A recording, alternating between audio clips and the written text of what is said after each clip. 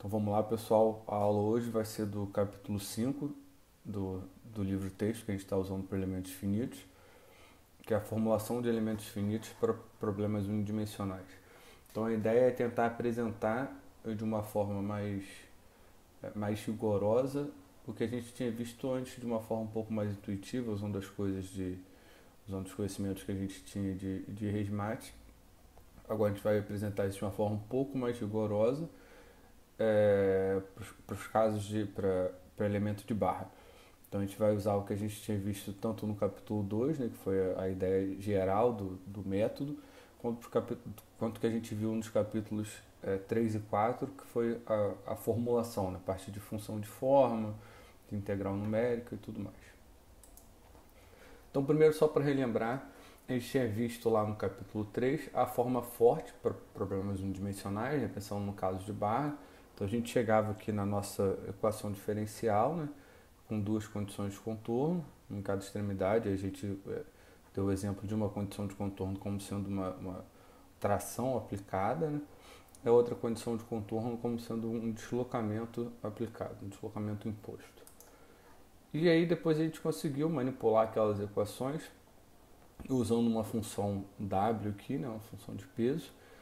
A gente conseguiu reescrever aquela equação usando essa ideia da forma fraca. Então a gente transformou uma equação diferencial em uma equação integral. Então a vantagem dessa aqui é que só tem a derivada de primeira ordem, né? Na outra tinha a derivada de segunda ordem.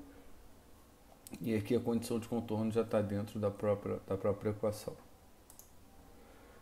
Então vamos lá. Então partindo dessa equação da forma fraca, a gente pode fazer o seguinte, que a gente tinha visto antes, de usar essa aproximação, né? Aquela função de forma que a gente viu que a gente conseguia calcular ela usando o polinômio de Lagrange. Então olhando aqui, a gente tem a derivada tanto desse peso quanto desse deslocamento. Então se a gente lembrar que a gente podia escrever tanto o peso quanto o deslocamento usando a mesma função, né, de interpolação, que era essa função de forma.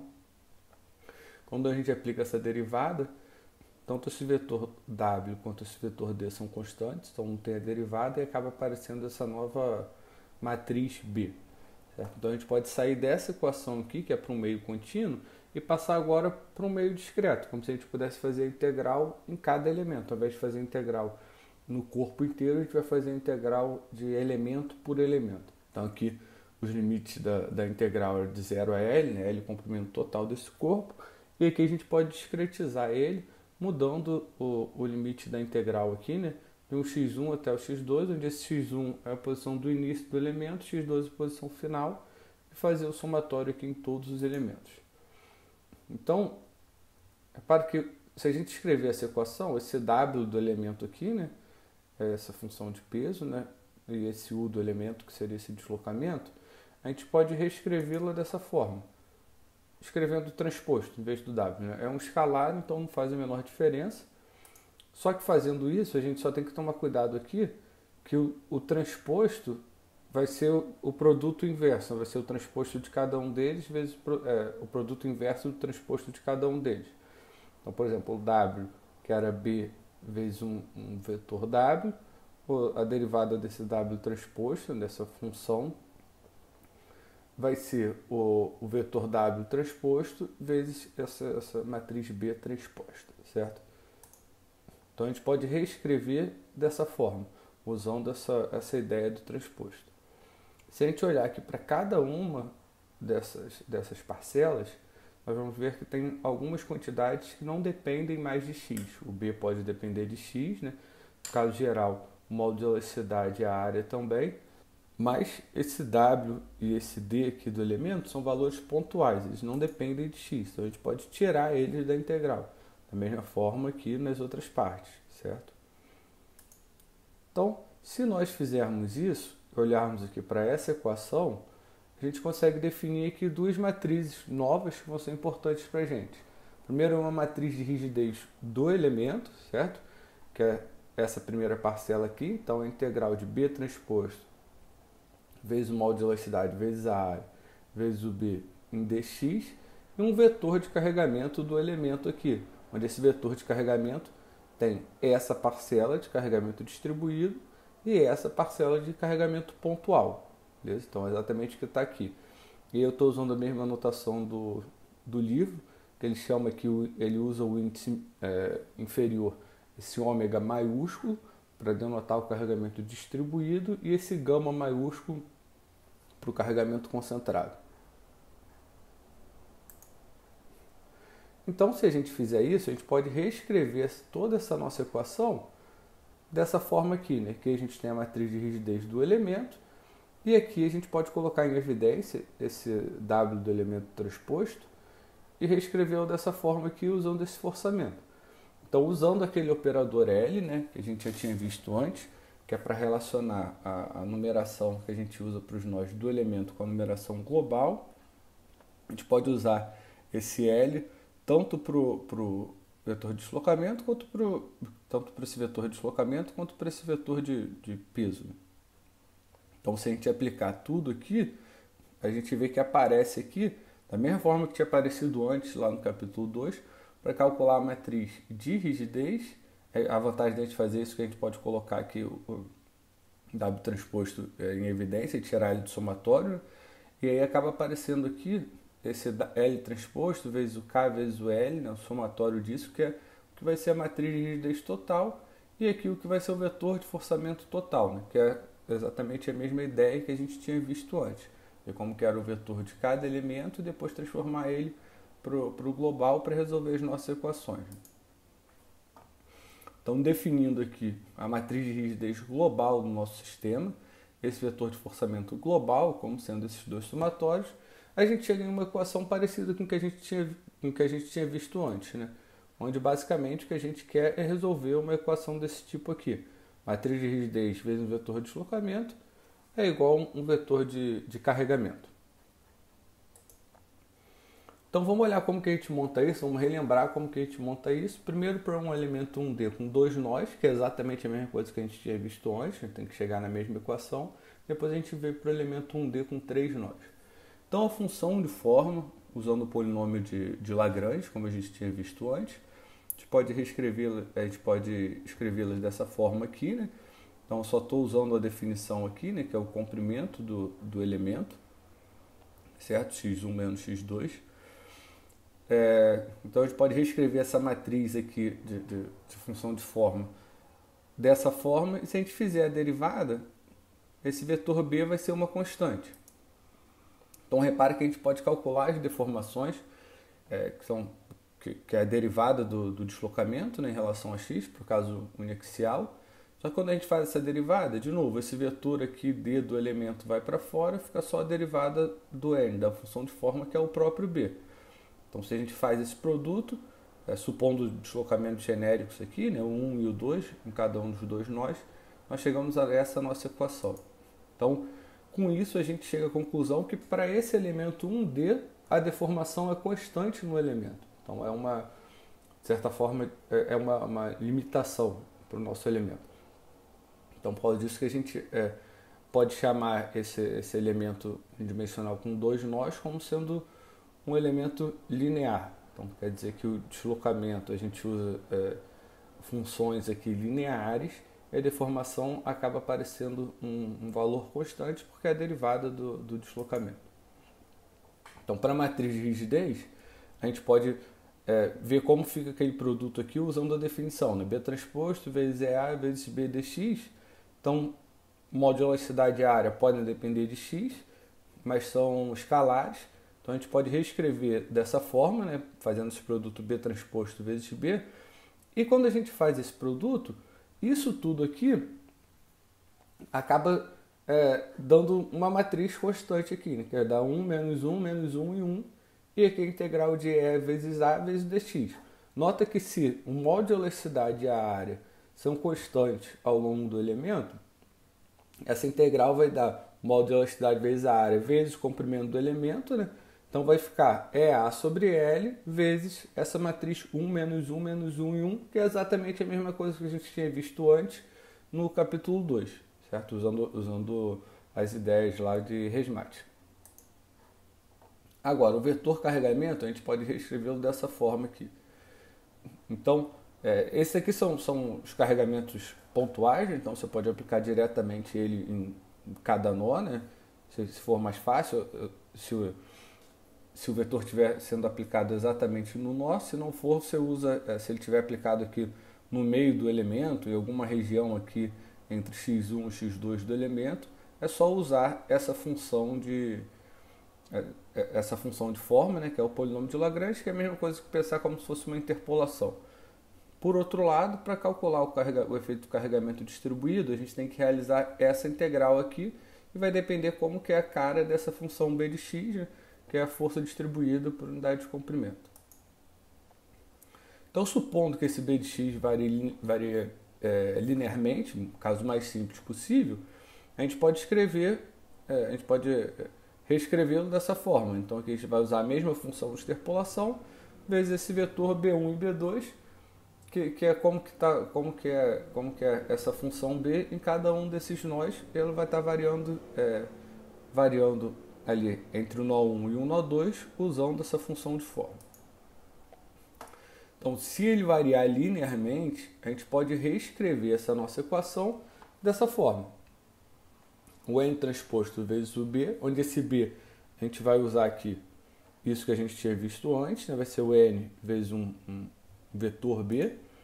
Então, se a gente fizer aqui todas as contas dessa nossa integral, se a gente fizer esse produto, né? A gente chega a alguma coisa dessa forma aqui, né? E realizando as contas analíticas, né? Dos elementos de cada um dos elementos dessa matriz aqui, né? Dessa matriz que aparece aqui dentro, né? Que é o que depois vai nos dar esse vetor de forçamento distribuído, a gente chega então a essa nossa equação. Então essa é uma forma simplificada de escrever, para o caso do elemento 1D com dois nós, como que é o carregamento distribuído. A gente pode escrever direto a equação dessa forma. Agora vamos ver o que acontece para o elemento 1D com três nós. Aí já começa a ficar um pouco mais complicado de manipular algebricamente, de fazer todas essas integrais. Então a gente vai só indicar de uma forma geral. Então aqui a gente está usando também o polinômio de Lagrange.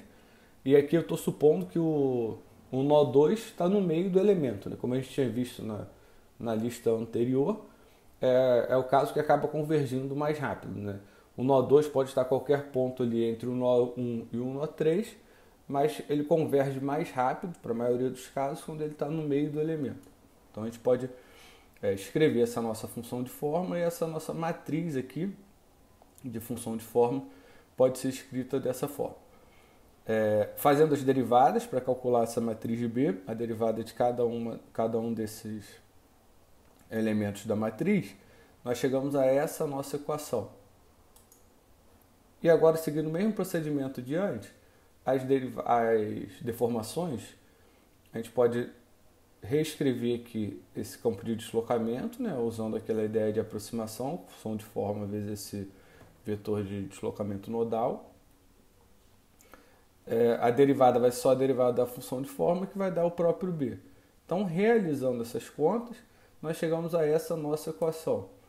Então, a gente pode chegar à conclusão que a deformação varia linearmente no elemento.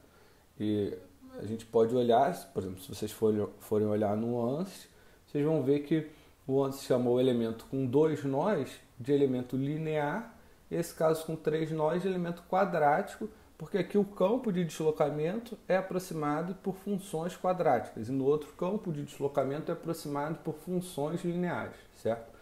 Então repare que esse termo linear e quadrático ele é referente ao campo de deslocamento, não é referente ao campo de deformação.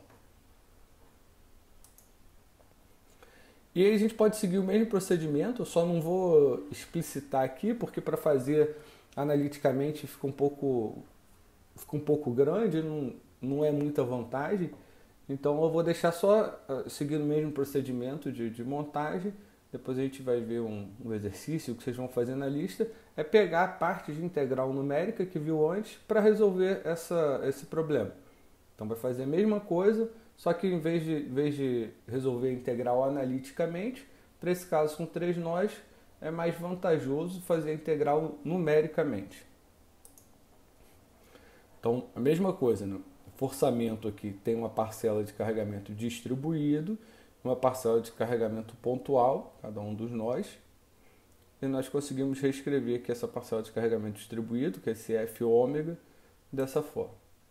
Então vamos ver um exemplo. E aí esse exemplo eu não vou resolver, eu vou mostrar o passo a passo para vocês, é um exemplo do livro. Não é exatamente igual, mas vai ser, eu vou botar na lista para vocês. Então vou mostrar exatamente como eu resolvi, mas vou mostrar o passo a passo. Então isso é uma barra que tem um carregamento distribuído aqui, né? Esse B, um carregamento pontual aqui em x igual a 5, ela começa aqui em x igual a 2, termina em x igual a 6. Aqui é uma extremidade livre, ele dá um molde de elasticidade, aqui está engastado. E aí o que eu quero é que vocês avaliem a distribuição da tensão ao longo do comprimento dessa barra, certo? E aí vocês vão precisar resolver isso, mas eu vou mostrar para vocês qual que é a resposta final, que é onde eu quero que vocês cheguem e depois vocês vão implementar. Então o passo a passo para resolver isso é o seguinte. Primeiro definir o tipo de elemento, se é o elemento de 2 nós ou de 3 nós e um número de divisões.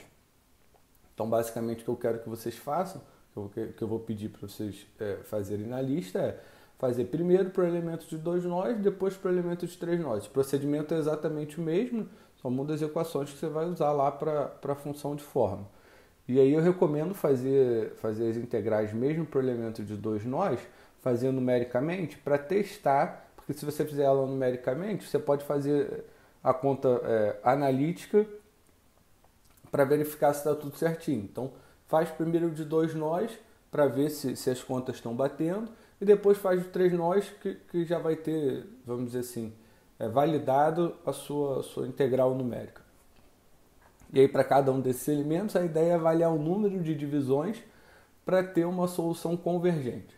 Então, depois de definir isso, o tipo de elementos e o número de divisões, a ideia é definir as funções de forma de cada elemento, né, e a derivada B, montar a matriz de rigidez, e aí para montar essa matriz de rigidez eu vou querer que vocês façam a integral numérica, depois montar o operador L de cada elemento, calcular o vetor de carregamento em cada elemento, né, usando aquela mesma ideia lá que a gente viu, aquele F de ômega e F de gama. Aqui a gente tem tanto carregamento distribuído quanto carregamento pontual, né? Então o carregamento distribuído é esse B aqui, né, 8 N por metro. E o carregamento pontual aqui está em x igual a 5, que é 24 N. Depois fazer a montagem, tanto da matriz de rigidez, quanto para calcular o forçamento, né? Resolver o sistema, separando aquela ideia de matriz de rigidez usando nós do tipo E e nós do tipo F, né? E você consegue subdividir aquela matriz de rigidez entre KE, KF e KF, assim como o vetor de deslocamento, o vetor de carregamento. Calcular as deformações pelo vetor de deslocamento, como a gente tinha visto antes lá, né? Fazer que o epsilon é igual ao B vezes o deslocamento em cada um dos nós, que tinha visto anteriormente. Calcular as tensões pela relação constitutiva e comparar com a solução analítica. E para fazer a solução analítica disso, vocês podem usar o que vocês já sabem de Resmate. A ideia é essa, justamente para poder validar e poder verificar se a solução está convergindo ou não. Então, se vocês implementarem tudo isso, o que eu vou querer de vocês é que vocês comparem, cheguem a um resultado desse tipo. Então, aqui primeiro eu estou mostrando para elementos de 2 nós, depois para elementos de 3 nós. Então, elementos de 2 nós são elementos lineares, elementos de 3 nós são elementos quadráticos. Então, se a gente usar só um elemento, aqui o de vermelho é sempre a solução analítica, né? Se a gente usar só um elemento, fica bem ruim. Repara que, como as deformações são constantes, o molde de elasticidade é constante para esse material, as tensões também são constantes. Então, para esse caso, que as tensões variam consideravelmente ao longo do comprimento, o número de elementos que você vai usar vai fazer muita diferença. Então, primeiro, para esse elemento um elemento de 2 nós, nós temos só uma reta, é constante. Aí, quando nós temos 2 elementos de 2 nós, repara que é mais vantajoso, ao invés de você dividir no meio, por exemplo, aí vai de 2 a 6, em vez de você colocar um elemento de 2 a 4, outro de 4 a 6, é mais vantajoso você colocar um elemento de 2 a 5 e outro de 5 a 6, porque o 5 é onde você tem aquele carregamento concentrado aplicado. Então o resultado tende a ser melhor ali por causa disso. E por mais que a gente vá refinando, né, aqui usando um elemento, usando dois, aqui usando 4, né, aqui eu só dividi mais essa parte daqui, as tensões sempre vão ser constantes ao longo do elemento. Então, para isso convergir, precisaria de um número de elementos muito grande. Por outro lado, se a gente olhar para o elemento de 3 nós, né, que é o elemento quadrático, a gente pode comparar aqui, mesmo usando só um elemento, a resposta já é mais próxima do que usando 4 elementos de 2 nós. Então repare que tem uma relação, que a ideia é o seguinte, a ideia de uma forma geral é você ter uma solução convergente e que você tenha o menor custo computacional possível. Então, se você der para essa solução convergir usando o elemento de 2 nós, pode ser interessante, mas se você precisar aumentar muito o número de elementos de 2 nós para ela convergir, às vezes é melhor você usar, normalmente acaba sendo melhor você usar um elemento de ordem superior, né, um elemento quadrático, e você precisa de menos elementos.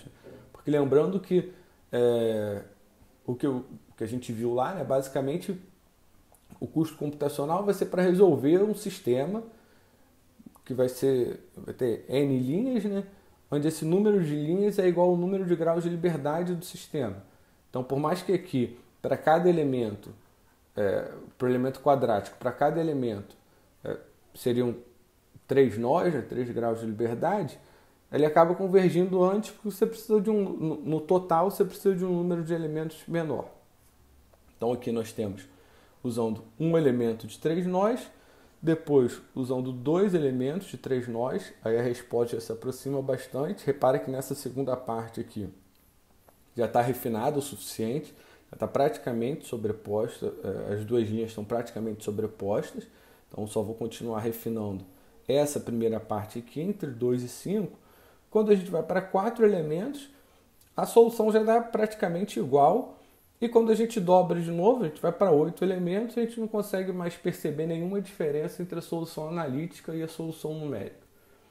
Então a ideia desse capítulo é essa, assim, tentar formalizar o que a gente tinha visto, tudo que a gente tinha visto antes, né? Tentar formalizar o que a gente tinha visto no capítulo 2, usando os conceitos que nós vimos nos capítulos 3 e 4, né? De função de forma e de integração numérica, e mostrar que nós também podemos fazer um elemento de ordem superior. No capítulo 2 era sempre um elemento linear, né? Agora pode ter um elemento quadrático e que isso acaba convergindo mais rápido.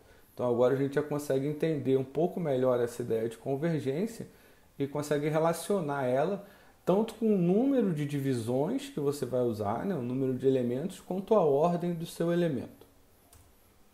Então era basicamente isso que a gente tinha para ver. E aí na próxima aula a gente continua olhando a parte de elementos finitos para ver. Obrigado.